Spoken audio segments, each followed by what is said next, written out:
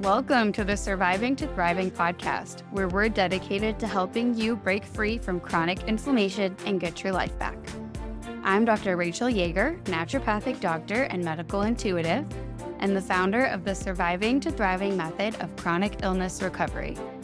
Join me as we uncover strategies for overcoming health challenges and restoring your physical, mental, emotional, and soul health. Together, let's embark on a journey to thriving.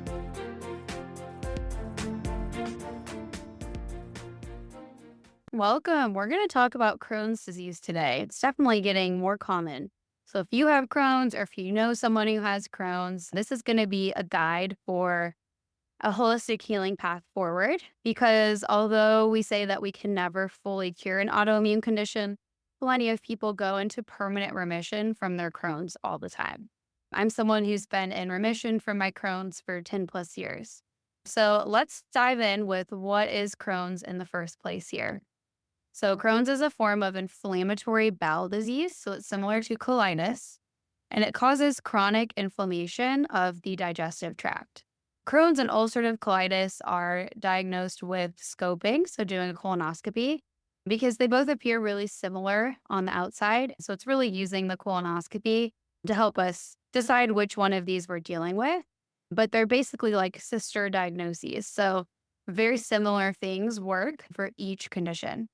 So symptoms for Crohn's range from abdominal pain, diarrhea, fatigue, constipation, nutrient malabsorption, and systemic inflammation that affects the whole body.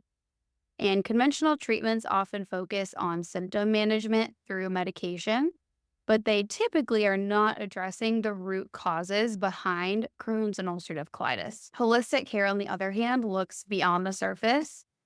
So with holistic care, we're asking what's driving this inflammation? What are the hidden factors contributing to flare-ups? Why is your body responding with this inflammatory response that we are calling Crohn's or ulcerative colitis? So Crohn's is influenced by a whole factor of genetic, environmental, and lifestyle factors. We're going to dive in here into how to reduce inflammation, how to regain control over your health, and how to have lasting healing with Crohn's. So when it comes to understanding the root causes behind Crohn's, number one, there is always something that is dysbiotic or imbalanced in the gut. So there's often an imbalance in gut bacteria that's happening underneath the surface with Crohn's. With every single Crohn's patient and client that I've worked with, there is always a hidden infection in the gut. It can be bacterial, it can be viral, it can be fungal, and it can be parasitic. It could also be all of the above. So research comes out every few years and it says, we've found the cause of Crohn's. We found what triggers it. It's this fungal infection or this bacterial infection. And the truth is, when we look at autoimmunity from a holistic perspective, it's the body's response, usually to a pathogen or some biotoxin, some toxin that's affecting our cellular function and causing our immune system to go after it and mistakenly attack our own tissues in the process. I think that Crohn's is caused by any of the different pathogens that keep being found in these research papers. We know just from clinical research, so more so what doctors are just seeing interacting with patients, that there are quite a few notorious pathogens like Yersinia bacteria, for example, that could trigger Crohn's. The chronic inflammation is both a symptom and a cause. So the immune dysfunction happening behind the scenes is causing inflammation, but also the more inflammation we have, the more prone we are to have Crohn's and develop autoimmunity. So immune dysfunction can have so many different root causes. It can be a really stubborn, hard to address infection. Usually there's a little bit of genetics behind the scene impacting our immune function.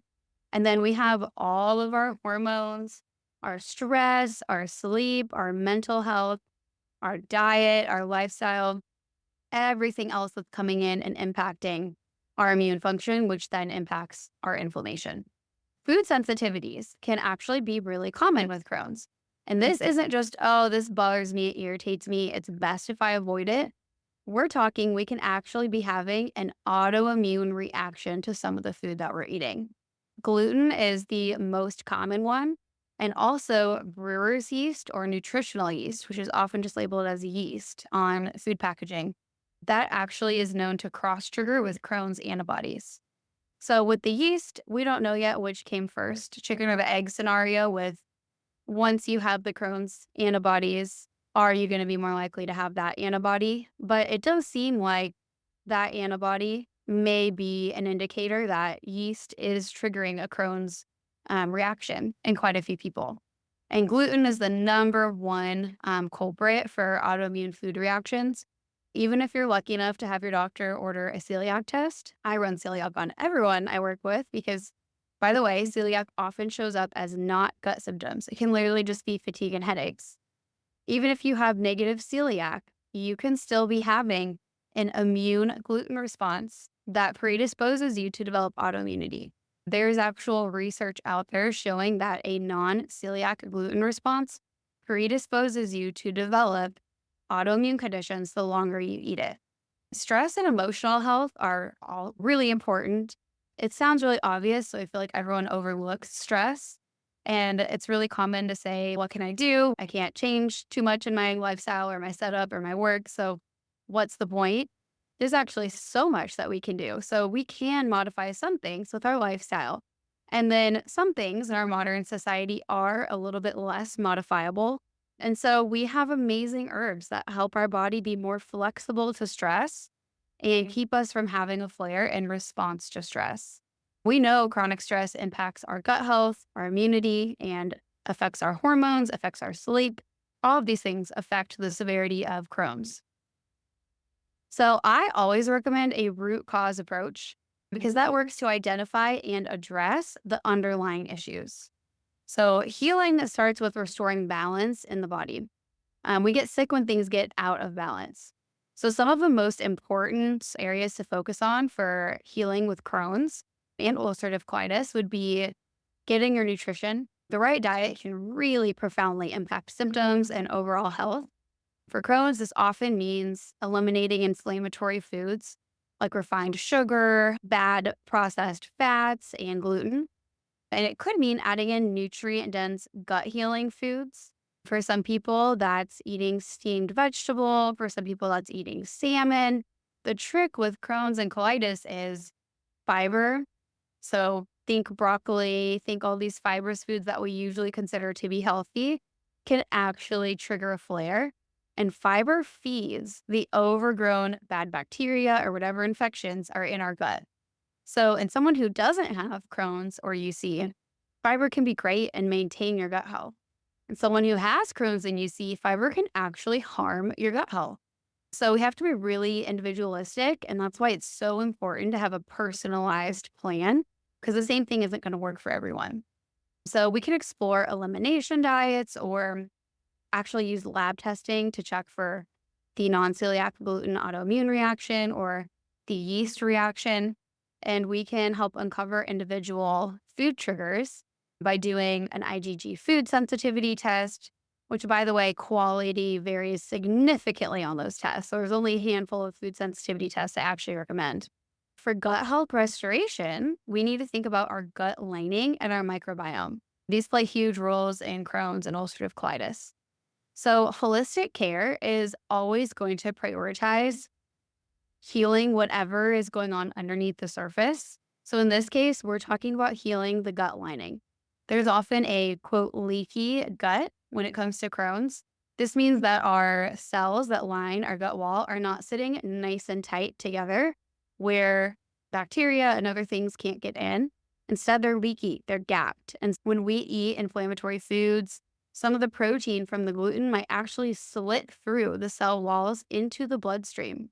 And then we're going to have a big immune reaction to it because it's in our bloodstream where food is not supposed to be.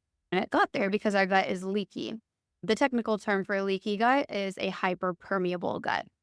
So we can use nutrients like L-glutamine, zinc, and aloe to help repair a leaky gut. All these things have to be done strategically. The wrong form of zinc can cause nausea. L-glutamine can actually cause anxiety in some people. And if you use the wrong form of the aloe plant, then you actually give yourself a laxative, which has an effect that most people with Crohn's don't want. So doing things strategically using the proper herbs can be really helpful. And then balancing the microbiome. So I actually use a lot of caution with probiotics and prebiotics in people with Crohn's and ulcerative colitis. A lot of this comes from my own experience having Crohn's. For a lot of people, the probiotics are going to trigger an inflammatory response.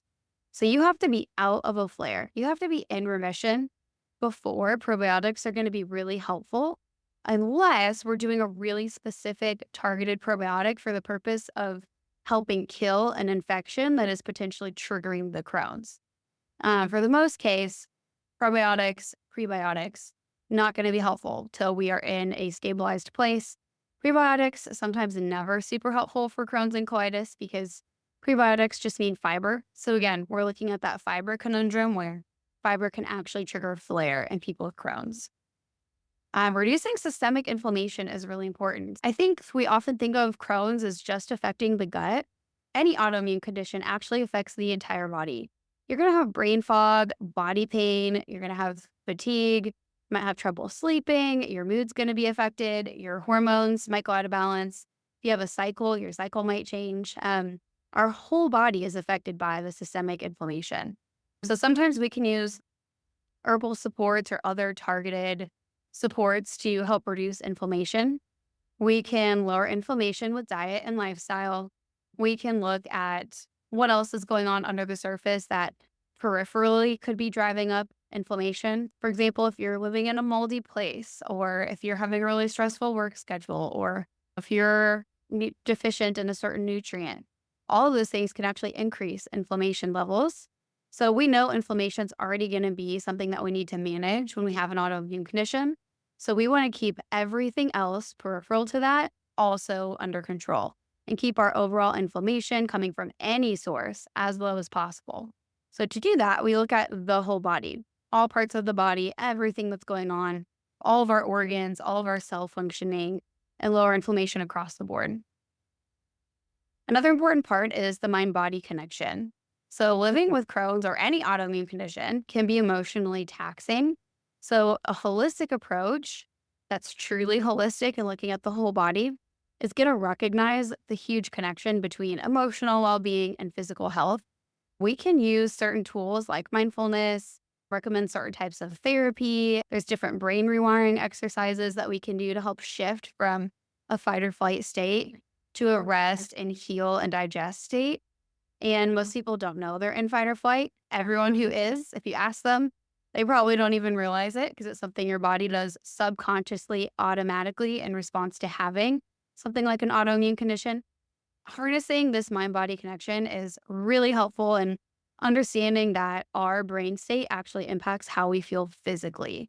So if we understand that then we can use our brain as a tool, as a healing ally to help us in our overall healing process. So a lot of patients who take a holistic approach, they find not only symptom relief, but also just a renewed sense of overall vitality. Because again, if we are working on anything that's going to improve Crohn's or an autoimmune condition, then we're also going to be improving the whole body health. So it's hard to not feel better trying to improve Crohn's because you're probably going to be sleeping better and having less brain fog. And you might actually have energy now to think about meal prepping and think about exercising. So it really has a whole domino effect on the body. I like to blend naturopathic medicine, personalized nutrition, and cutting edge testing so we can figure out what personally are your barriers to optimal health, whether it's reducing medication dependence, improving digestion, stopping pain and other life-affecting symptoms, getting into remission. The potential for transformation when we use a whole body approach that actually looks at the root cause, it's huge. And that's how I got my Crohn's under control and in remission, was using a whole body approach. So it's something I'm really passionate about because it worked for me. So I really like to guide other people through it. And at this point, I've guided so many people through this. It's something we know is really possible and achievable for pretty much anyone.